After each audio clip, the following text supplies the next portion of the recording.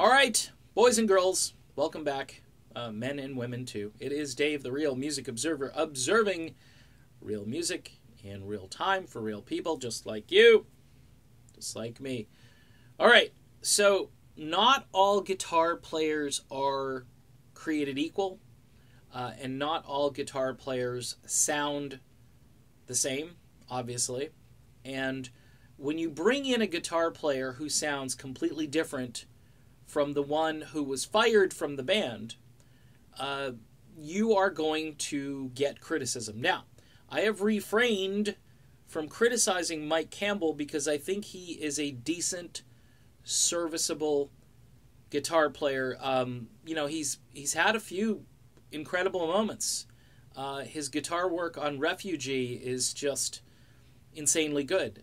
His guitar solo on I Won't Back Down, you may think that was George Harrison on that track, because George, the Wilbury kind of stuff, was sort of hanging out there with Full Moon Fever and that project, and technically that's a Petty solo project. It's not Tom Petty and the Heartbreakers, but Mike Campbell was the one who laid down that guitar solo, and he's definitely influenced by George Harrison, which isn't a bad thing.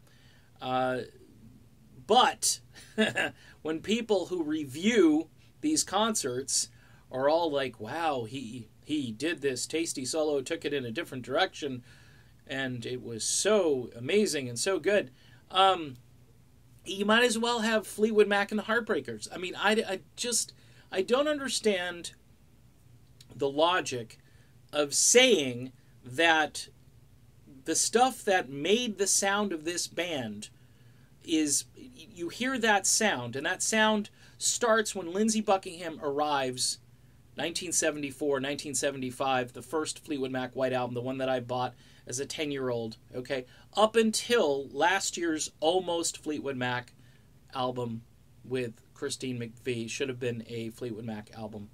The sound is manic. It's finger-picking style. Let me be blunt here. Lindsey Buckingham invented his own way. Okay, it's different. It's like when Eddie Van Halen started playing guitar, it was a new way. It was different, okay? And people have tried to copy and so forth. I don't know anybody out there who's trying to copy Lindsey, because I don't know if they can. I just think he invented his own style. It's acoustic, it's electric, it's heavily, it's note-driven, it's not note-bending.